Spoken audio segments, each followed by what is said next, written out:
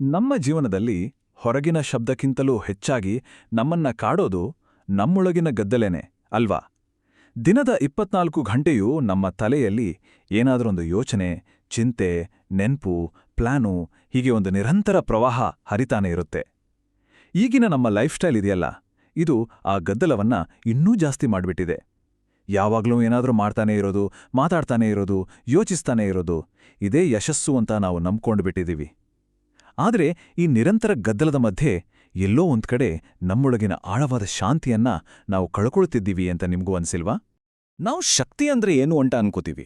ಚೆನ್ನಾಗಿ ಮಾತಾಡೋದು, ವಾದ ಮಾಡೋದು, ನಮ್ಮ ಅಭಿಪ್ರಾಯವನ್ನ ಧೈರ್ಯವಾಗಿ ಹೇಳೋದು, ಇದನ್ನೆಲ್ಲ ಶಕ್ತಿಯ ಲಕ್ಷಣ ಅಂತೀವಿ. ಹಾಗಾದ್ರೆ ಮಾತಾಡೋದು ಶಕ್ತಿನಾ, ಮೌನವಾಗಿರೋದು ದೌರ್ಬಲ್ಯನ? ಅಥವಾ ಆ ಮೌನದಲ್ಲಿ ನಮಗಿನ್ನೂ ಅರ್ಥವಾಗದ, ಕಣ್ಣಿಗೆ ಕಾಣದ ಒಂದು ದೊಡ್ಡ ಶಕ್ತಿ ಅಡಗಿದ್ಯಾ? ನಿಜವಾದ ಕಂಟ್ರೋಲ್, ನಿಜವಾದ ಅಧಿಕಾರ ಎಲ್ಲಿಂದ ಬರುತ್ತೆ? ನಮ್ಮ ಮಾತುಗಳಿಂದಾನ, ವಾದಗಳಿಂದಾನ, ಅಥವಾ ಎಲ್ಲವನ್ನೂ ಮೀರಿದ ಒಂದು ಆಳವಾದ, ಪ್ರಶಾಂತವಾದ ಮೌನದಿಂದಾನ? ಈ ಪ್ರಾಚೀನ ಸಂಕೇತವನ್ನ ನೋಡಿ. ಇದನ್ನ ಕೇವಲ ಒಂದು ಚಿತ್ರ ಅನ್ಕೋಬೇಡಿ, ಇದನ್ನ ಒಂದು ನಕ್ಷೆಯಂತ ಅಂದ್ಕೋಬಹುದು. ಆದ್ರೆ ಇದು ಯಾವುದೋ ಊರಿಗೆ ದಾರಿ ತೋರಿಸೋ ನಕ್ಷೆಯಲ್ಲ. ಬದಲಿಗೆ ನಮ್ಮ ಅಸ್ತಿತ್ವದ ಒಂದು ಸ್ಥಿತಿಗೆ, ಒಂದು ಆಂತರಿಕ ಅನುಭವಕ್ಕೆ ದಾರಿ ತೋರಿಸೋ ನಕ್ಷೆ ಇದು. ನಮ್ಮೊಳಗಿನ ಗದ್ದಲದ ಚಕ್ರವ್ಯೂಹವನ್ನ ಭೇದಿಸಿ ಆ ಪ್ರಶಾಂತವಾದ ನಿಶ್ಚಲತೆಯ ಕೇಂದ್ರವನ್ನ ತಲುಪೋಕೆ ಇದೊಂದು ದಿಕ್ಸೂಚಿ ಇದ್ದಾಗ. ನಮ್ಮ ಜೀವನದ ಬಹುತೇಕ ಯುದ್ಧಗಳು ಹೊರಗಿನ ಪ್ರಪಂಚದಲ್ಲಿ ನಡೆಯುತ್ತೆ ಅಂತ ನಾವು ಭಾವಿಸ್ತೀವಿ, ಬೇರೆಯವರ ಜೊತೆ, ಬೇರೆ ಬೇರೆ ಸಂದರ್ಭಗಳ ಜೊತೆ. ಆದರೆ ಒಂದು ಕ್ಷಣ ಯೋಚನೆ ಮಾಡಿ, ನಿಜವಾದ ಯುದ್ಧಭೂಮಿ ನಮ್ಮ ಮನಸ್ಸಿನಲ್ಲೇ ಇದ್ರೆ, ನಮ್ಮನ್ನ ಸೋಲಿಸೋ, ನಮ್ಮ ಶಾಂತಿಯನ್ನ ಕದಿಯೋ ಅತಿದೊಡ್ಡ ಶತ್ರು ನಮ್ಮ ಕಂಟ್ರೋಲ್ ತಪ್ಪಿದ ಯೋಚನೆಗಳೇ ಆಗಿದ್ರೆ, ನಮ್ಮನ್ನ ನಾವೇ ಟೀಕಿಸ್ಕೊಳ್ಳೋದು, ನಿರಂತರ ಚಿಂತೆ ಮಾಡೋದು, ಭವಿಷ್ಯದ ಬಗ್ಗೆ ಭಯಪಡೋದು, ಇವೇ ನಮ್ಮ ನಿಜವಾದ ಎದುರಾಳಿಗಳಾಗಿದ್ರೆ, ಆಗ ನಾವು ಹೋರಾಡಬೇಕಾದ ರೀತಿಯೇ ಬದಲಾಗಬೇಕಲ್ವಾ? ಇದೇ ಪ್ರಶ್ನೆ ಇವತ್ತಿನ ನಮ್ಮ ವಿಶ್ಲೇಷಣೆಯ ಕೇಂದ್ರಬಿಂದು. ನಮ್ಮ ತಲೆಯಲ್ಲಿ ಬಿರುಗಾಳಿಯಂತೆ ಓಡ್ತಿರೋ ಯೋಚನೆಗಳಿಗೆ ಒಂದು ಪಾಸ್ ಬಟನ್ ಒತ್ತಿದ್ರೆ ಹೇಗಿರುತ್ತೆ ಅಂತ ನಮ್ಮೆಲ್ಲರಿಗೂ ಒಂದಲ್ಲ ಒಂದ್ಸಲ ಅನ್ಸಿರುತ್ತೆ ಅಲ್ವಾ? ಜೀವನದ ಈ ಸ್ಪೀಡ್ ಟ್ರೈನಿಂದ ಇಳಿದು ಒಂದು ಶಾಂತವಾದ ನಿಲ್ದಾಣದಲ್ಲಿ ಸುಮ್ಮನೆ ಕೂತು ಇರುವಿಕೆಯ ಆನಂದವನ್ನ ಅನುಭವಿಸಬೇಕು ಅನ್ನೋ ಒಂದು ಆಸೆ. ಈ ಭಾವನೆ ಬರೀ ಸುಸ್ತಿನಿಂದ ಬರೋದಲ್ಲ, ಇದು ನಮ್ಮ ಆತ್ಮದ ಒಂದು ಆಳವಾದ ಕರೆ. ಹೌದು, ಈ ಅನುಭವ ನಮ್ಮೆಲ್ಲರಿಗೂ ಗೊತ್ತೇ ಇದೆ. ರಾತ್ರಿ ಮಲಗಿದಾಗಲೂ ತಲೆಯಲ್ಲೋಡೋ ಚಿಂತೆಗಳು, ಯಾರೋ ಹೇಳಿದ ಒಂದು ಸಣ್ಣ ಮಾತನ್ನೇ ಮತ್ತೆ ಮತ್ತೆ ಮನ್ಸಲ್ಲೇ ರಿಪ್ಲೇ ಮಾಡೋದು, ಮುಗ್ಧವಾದ ವಾಗ್ವಾದವನ್ನ ಮನ್ಸಿನಲ್ಲೇ ಮತ್ತೆ ಆಡಿ ಹೀಗೆ ಹೇಳಬೇಕಿತ್ತು, ಹಾಗೆ ಉತ್ತರ ಕೊಡಬೇಕಿತ್ತು ಅಂತ ಕೊರ್ಗೋದು. ಈ ನಿರಂತರ ಆಂತರಿಕ ಮಾತುಕತೆ ನಮ್ಮ ಮಾನಸಿಕ ಶಕ್ತಿಯನ್ನ ನಿಧಾನವಾಗಿ ಹೀರ್ಬಿಡುತ್ತೆ. ಹಾಗಾದ್ರೆ ಈ ಗದ್ದಲವನ್ನ ನಿಲ್ಸೋಕೆ ಒಂದು ದಾರಿ ಇಲ್ವಾ?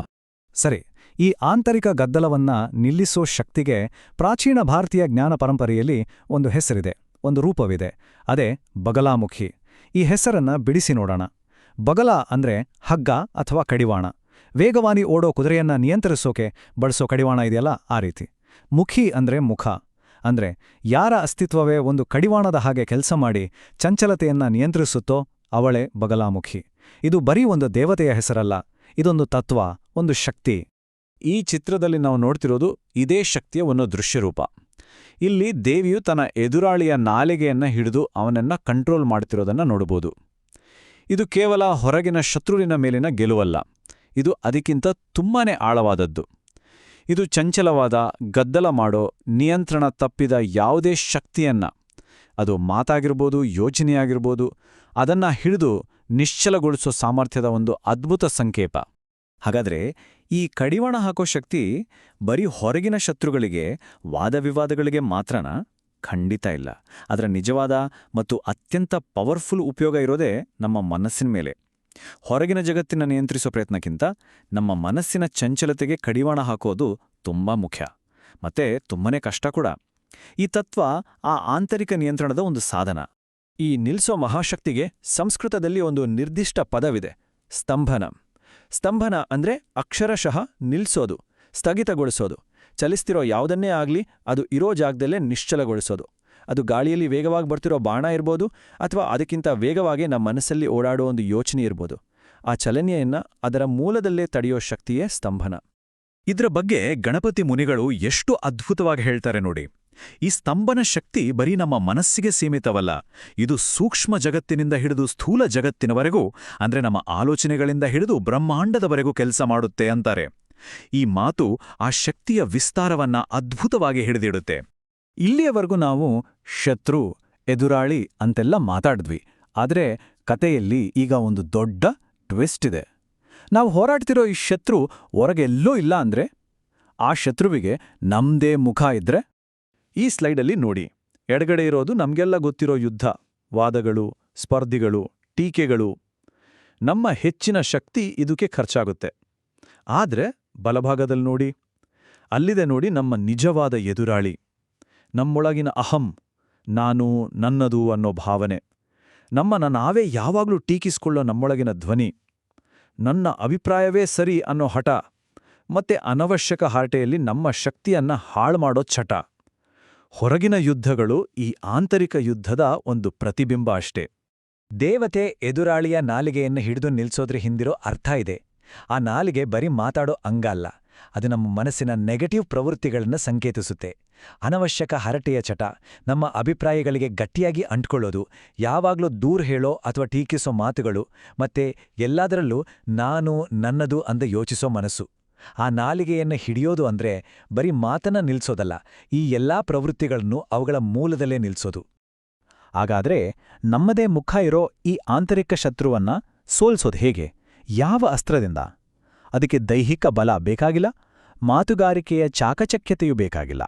ಅದಕ್ಕಿರೋದು ಒಂದು ಸಂಪೂರ್ಣವಾಗಿ ಬೇರೆ ರೀತಿಯ ಅಸ್ತ್ರ. ಆದರೆ ಆಶ್ಚರ್ಯ ಏನಂದ್ರೆ, ಈ ದೊಡ್ಡ ಆಂತರಿಕ ಯುದ್ಧವನ್ನ ಗೆಲ್ಲೋಕೆ ಬಳಸೋ ಅಂತಿಮ ಅಸ್ತ್ರ ನಾವಂದ್ಕೊಂಡ ಹಾಗೆ ಒಂದು ಅಸ್ತ್ರವೇ ಅಲ್ಲ.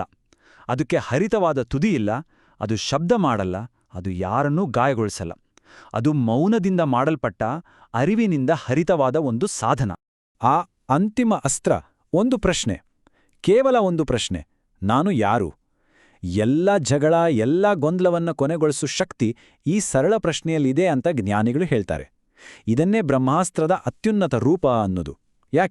ಯಾಕಂದ್ರೆ ಬೇರೆ ಅಸ್ತ್ರಗಳು ಹೊರಗಿನ ಶತ್ರುವನ್ನ ನಾಶ ಮಾಡ್ತವೆ.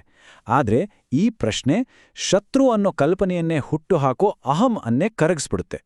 ಇದು ಶತ್ರು ಮಿತ್ರ ಅನ್ನೋ ಭೇದವನ್ನೇ ಅಳಿಸಾಕತ್ತೆ.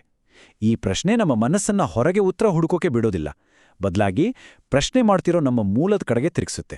ನಮ್ಮ ಮನಸ್ಸು ಯಾವಾಗ್ಲೂ ಅಲೆದಾಡ್ತಿರುತ್ತೆ, ಭೂತಕಾಲದಲ್ಲಿ, ಭವಿಷ್ಯದಲ್ಲಿ, ಹೊರಗಿನ ಪ್ರಪಂಚದಲ್ಲಿ. ಆದರೆ ನಾನು ಯಾರು ಅಂತ ನಾವು ನಮ್ಮನ್ನು ಪ್ರಾಮಾಣಿಕವಾಗಿ, ಆಳವಾಗಿ ಕೇಳ್ಕೊಂಡಾಗ ಆ ಎಲ್ಲ ಅಲೆದಾಟ ಥಟ್ಟನೆ ನಿಲ್ಲುತ್ತೆ. ಮನಸ್ಸು ಹೊರಗೆ ಉತ್ತರ ಹುಡುಕೋದನ್ನು ಬಿಟ್ಟು ತನ್ನ ಮೂಲಕ್ಕೆ ಮರಳೋಕೆ ಪ್ರಯತ್ನಿಸುತ್ತೆ. ಇದುವೇ ಮನಸ್ಸಿಗೆ ಹಾಕೋ ಅತ್ಯುನ್ನತ ಸ್ತಂಭನ, ಯೋಚನೆಗಳ ಪ್ರವಾಹಕ್ಕೆ ಕಟ್ಟೋ ಅಣೆಕಟ್ಟಿದು. ಈ ಸ್ತಂಭನ ಅನ್ನೋ ಶಕ್ತಿ ಒಂದೇ ಸಲಕ್ಕೆ ಬರೋದಿಲ್ಲ, ಅದು ಹಂತ ಹಂತವಾಗಿ ತೆರೆದುಕೊಳ್ಳುತ್ತೆ. ಮೊದಲನೇ ಹಂತ ನಮ್ಮ ಮಾತಿನ ಮೇಲೆ ಕಂಟ್ರೋಲ್, ಕೆಟ್ಟ ಮಾತು, ಅನವಶ್ಯಕ ಮಾತನ್ನ ನಿಲ್ಲಿಸೋದು. ಎರಡನೇ ಹಂತ ಮನಸ್ಸಿನೊಳಗಿನ ನೆಗೆಟಿವ್ ಯೋಚನೆಗಳನ್ನು ಗಮನಿಸಿ ಅದನ್ನು ಬೆಳೆಸೋದನ್ನು ನಿಲ್ಲಿಸೋದು. ಮೂರನೇ ಮತ್ತು ತುಂಬ ಮುಖ್ಯವಾದ ಹಂತ ನಮ್ಮನ್ನ, ನಮ್ಮ ಭಾವನೆಗಳು ಮತ್ತು ಅಹಂ ಜೊತೆ ಗುರುತಿಸ್ಕೊಳ್ಳೋದನ್ನು ನಿಲ್ಲಿಸೋದು. ಅಂದ್ರೆ ನನಗೆ ಕೋಪ ಬಂದಿದೆ ಅನ್ನೋದಕ್ಕಿಂತ ನನ್ನಲ್ಲಿ ಕೋಪದ ಭಾವನೆ ಇದೆ ಅಂತ ನೋಡಕ್ಕೆ ಕಲಿಯೋದು. ಮತ್ತು ಕೊನೆಯ ಹಂತ ಈ ಎಲ್ಲದರ ಸಾಕ್ಷಿಯಾಗಿ ಕೇವಲ ಶುದ್ಧ ಅರಿವಿನ ಸ್ಥಿತಿಯಲ್ಲಿ ಇರೋದು. ಸಾಮಾನ್ಯವಾಗಿ ನಮ್ಮ ಮನಸ್ಸಲ್ಲಿ ಕೋಪ, ದುಃಖದ ಅಲೆ ಎದ್ದಾಗ ನಾವು ಅದರ ಜೊತೆ ಕೊಚ್ಚೋಗ್ತೀವಿ, ನಾವೇ ಆ ಅಲೆ ಆಗ್ಬಿಡ್ತೀವಿ. ಆದರೆ ಸ್ತಂಭನ ಶಕ್ತಿ ಆ ಅಲೆಯ ಮಧ್ಯದಲ್ಲೇ ಅಲುಗಾಡದೆ ನಿಲ್ಲೋ ಸಾಮರ್ಥ್ಯವನ್ನ ಕೊಡುತ್ತೆ. ಆಗ ನಾವು ಭಾವನೆಯಾಗಲ್ಲ, ಬದಲಿಗೆ ಭಾವನೆಯನ್ನ ಗಮನಿಸೋ ಸಾಕ್ಷಿಗಳಾಗ್ತೀವಿ. ಈ ಅಂತರ, ಈ ಸಾಕ್ಷಿಭಾವವೇ ನಿಜವಾದ ಸ್ವಾತಂತ್ರ್ಯ. ಇದು ನಮ್ಮನ್ನು ಇನ್ನೊಂದು ಆಳವಾದ ಹಂತಕ್ಕೆ ಕರ್ಕೊಂಡು ಹೋಗುತ್ತೆ. ಈ ನಿಶ್ಚಲತೆ ಎಲ್ಲಾ ದ್ವಂದ್ವಗಳನ್ನ ಕರಗಿಸೋ ಒಂದು ಕೇಂದ್ರ ಬಿಂದು. ನಮ್ಮ ಮನಸ್ಸು ಯಾವಾಗ್ಲೂ ಜೋಡಿಗಳಲ್ಲಿ ಯೋಚನೆ ಮಾಡುತ್ತೆ, ಸುಖ, ದುಃಖ, ಒಳ್ಳೇದು, ಕೆಟ್ಟದ್ದು, ಜೀವನ, ಮರಣ. ಆದ್ರೆ ಈ ನಿಶ್ಚಲ ಬಿಂದು ಇದೆಯಲ್ಲ, ಆ ಎಲ್ಲಾ ದ್ವಂದ್ವಗಳು ಎಲ್ಲಿಂದ ಹುಟ್ಟುತ್ತವೋ ಮತ್ತು ಎಲ್ಲಿಗೆ ವಾಪಸ್ ಹೋಗೋದೋ ಆ ಮೂಲವಾಗಿದೆ. ಸರಿ, ಇಲ್ಲಿವರೆಗೂ ನಾವು ಚರ್ಚೆ ಮಾಡಿದ ಎಲ್ಲ ವಿಷಯಗಳನ್ನ ಒಟ್ಟು ಸೇರಿಸಿ ನೋಡೋಣ. ಹೊರಗಿನ ಗದ್ದಲದಿಂದ ಶುರು ಮಾಡಿ ಮನಸ್ಸಿನ ಕಡಿವಾಣದ ಮೂಲಕ ಹೋಗಿ ನಾನು ಯಾರು ಅನ್ನೋ ಪ್ರಶ್ನೆಯನ್ನ ತಲುಪಿ ನಾವು ಕೊನೆಗೆ ಎಲ್ಲಿಗೆ ಬಂದು ನಿಂತಿದ್ದೀವಿ? ಶಬ್ದ ಹುಟ್ಟೋಕು ಮುಂಚೆ ಇರೋ ಸ್ಥಿತಿ ಕಡೆಗೆ. ನೋಡಿ, ನಿಜವಾದ ಗೆಲುವು ಇರೋದು ಬೇರೆಯವರನ್ನ ವಾದದಲ್ಲಿ ಸೋಲ್ಸೋದ್ರಲ್ಲಿ ಅಲ್ಲ, ಅಥವಾ ನಮ್ಮ ಶತ್ರುಗಳನ್ನ ಮಣಿಸೋದ್ರಲ್ಲ. ನಿಜವಾದ ವಿಜಯ ಇರೋದು ನಮ್ಮೊಳಗಿನ ಆಳವಾದ, ಶಾಂತವಾದ, ನಿರಂತರವಾದ ಮೌನವನ್ನ ಕಂಡುಹಿಡಿಯೋದ್ರಲ್ಲಿ. ಹೊರಗಿನ ಯುದ್ಧಗಳನ್ನ ಗೆಲ್ಲೋ ಪ್ರಯತ್ನವನ್ನ ಬಿಟ್ಟು ಆ ಯುದ್ಧಗಳನ್ನೇ ಹುಟ್ಟಾಕೋ ಆಂತರಿಕ ಗದ್ದಲವನ್ನ ನಿಲ್ಲಿಸಿ ಶಾಂತಿಯನ್ನ ಕಂಡುಕೊಳ್ಳೋದು. ಈಗ ನಾವು ಶುರು ಮಾಡಿದ ಆ ಚಿತ್ರವನ್ನ, ಆ ನಕ್ಷೆಯನ್ನ ಮತ್ತೊಮ್ಮೆ ನೋಡಿ. ಆರಂಭದಲ್ಲಿ ಇದೊಂದು ನಿಗೂಢ ಜಾಮಿತಿಯ ಹಾಗೆ ಕಂಡಿತ್ತು. ಆದರೆ ಈಗ ಇದೊಂದು ಸ್ಪಷ್ಟವಾದ ದಾರಿದೀಪದ ಹಾಗೆ ಕಾಣಿಸ್ತಿದೆ ಅಲ್ವಾ? ಇದು ನಮ್ಮನ್ನ ಎಲ್ಲಿಗೆ ಕರ್ಕೊಂಡು ಹೋಗ್ತಿದೆ? ಮೊದಲ ಯೋಚನೆ, ಮೊದಲ ಶಬ್ದ ಹುಟ್ಟೋಕು ಮುಂಚೆ ಇದ್ದ ಶುದ್ಧ, ನಿಶ್ಚಲ, ಮೌನವಾದ ಅರಿವಿನ ಸ್ಥಿತಿಗೆ, ನಮ್ಮ ನಿಜವಾದ ಸ್ವರೂಪಕ್ಕೆ. ಇದೊಂದು ನಮ್ಮ ಮನೆಗೆ ಮರಳೋ ನಕ್ಷೆ. ಹಾಗಾದ್ರೆ ಈ ಎಲ್ಲ ಆಂತರಿಕ ಮತ್ತು ಬಾಹ್ಯ ಗದ್ದಲ ಪೂರ್ತಿಯಾಗಿ ನಿಂತು ಮೇಲೆ ಕೊನೆಯಲ್ಲಿ ಏನುಳಿಯುತ್ತೆ? ನಮ್ಮ ಅಭಿಪ್ರಾಯಗಳು, ನಮ್ಮ ಗುರುತುಗಳು, ನಮ್ಮ ಭಯಗಳು, ನಮ್ಮ ಆಸೆಗಳು, ಈ ಎಲ್ಲದರ ಪದರಗಳನ್ನ ಒಂದೊಂದಾಗಿ ತೆಗೆದು ಮೇಲೆ ಆ ಮೌನದ ಆಳದಲ್ಲಿ ಇರೋದು ಏನು, ಅಥವಾ ಇರೋದು ಯಾರು? ಈ ಪ್ರಶ್ನೆಗೆ ಉತ್ತರ ಬೇರೆ ಯಾರೂ ಕೊಡೋಕ್ಕಾಗಲ್ಲ, ಪುಸ್ತಕಗಳಲ್ಲಿ ಸಿಗಲ್ಲ.